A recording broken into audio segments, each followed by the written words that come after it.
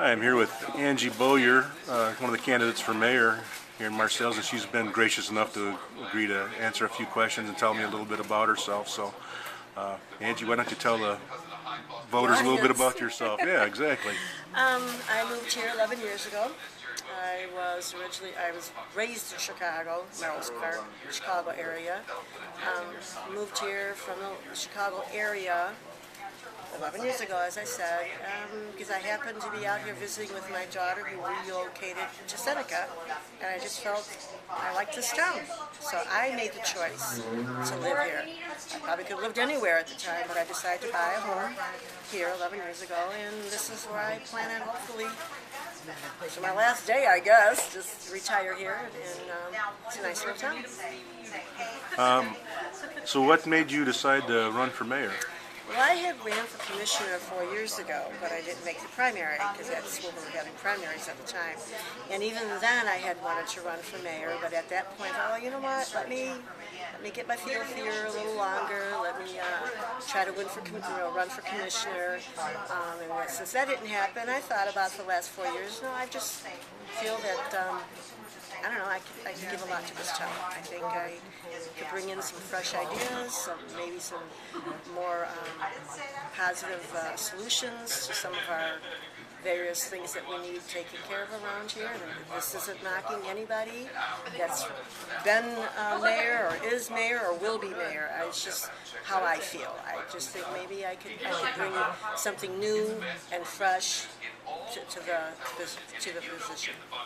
You've been involved with some community stuff here in town through the last few years that I know about. What are some of those? Well, when we had the very first mapping, out of that came the beautification committee, and I did had that for quite some time. I was a little inactive of the beautification committee last year due to some personal things I had going on, and I had some wonderful ladies that did a lot of work and helped me out, and they kind of picked up the ball last summer and took care of a lot of things. But we did do all the building of the flower boxes out on Main Street and the planting of all the flowers on Washington and down by the entry to the memorial. So I've been active in that. I was active with the Land Use and Development Committee. We met for quite some time to get just ordinances and things that other towns our size had put into place when they started to grow. So we had done that, but of course with the economy the way it turned out, it kind of put a closure on any development coming this way for a while, so everything's been kind of on the down low. Nothing has really been happening with that too much. I was chairperson for the publicity committee for the 175th celebration. I was one of the chairpersons for the activities committee for the 175th celebration. I was president of the Concerned Citizens Against Drugs, and that is no longer. That had dissolved about a year, maybe 2 years ago. So I have been pretty active in the community. I try to make every council meeting that I can. I'm very concerned about what goes on around here, what we've got going on, and what our future is going to be. Like I said, I hope to plan on living here until I'm just not living anymore. Let's see.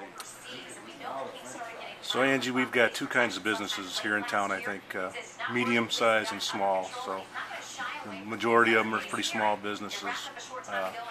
What things would you do to help the small businesses here in town and try and encourage more of them to open?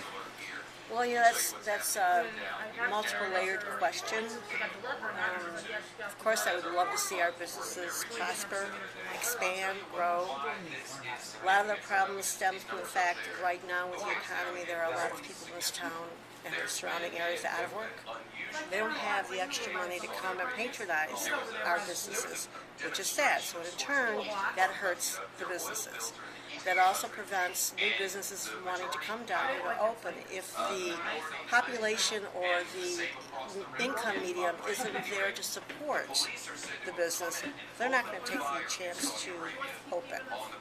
So until we can find a way to get more jobs out here, so people have an income, so they have the means to come down here and to frequent our businesses, then how do you grow? You know what I'm saying? We do need to have more businesses down here, but we do need to help our existing ones prosper too, so they have the opportunity to expand. I'm sure a lot of the businesses here in town would love to see more revenue coming in to where they can maybe expand their product of whatever they're offering. But like again, that is a three-layered question, and I don't think I would want to get too much detail at this point because I'm sure that's probably going to come up Tuesday night or the candidates night, whereas then maybe we could elaborate a little more on that. I'm all for small business. For us to even grow and prosper in the future, we need to make sure we have a solid core, and our core in this town is our Main Street and our commercial street. And so we can figure out a way to give it an uplift, a facelift, and to entice people to come here, spend their money, and want to join us and open businesses. That's what we have to figure out to do. Once we get that solid core, then I think any growth in the future is very feasible for us.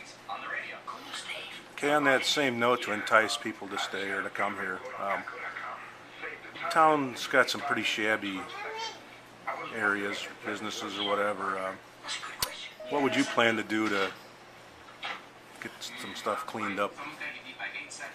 I imagine every town has that. There's always going to be a part of town that's just not going to be what you or I would like it to be. It's going to be a tough one. There are things that need to be done to take care of a lot of the shabby areas, but you have to ask ourselves, why is it shabby? Now, is it a home, say, of an elderly person who just cannot get out there and take care of it? Or is it just purely neglect? So before you start implementing a lot of heavy burden on people, you need to figure out, okay, what is with this property? What is going on with this property? Has it always been this way? Is it just recently that it's becoming an eyesore? What is the reasons? And then address those reasons. Find some positive solutions for those reasons. Because I agree, that is an eyesore, and it does kind of put a stigma on our town. It's almost like if you are from another area and you come from ourselves and you see those, it's like, well, why would I want to live there? You know, it doesn't present a very pretty picture for us. So yes, it does need to be addressed. How to address it, that is something I would like to do research on before I would even get into great detail on how to take care of it. It is a problem, it does need to be addressed, but we need to find positive solutions and reasons why it is the way it is.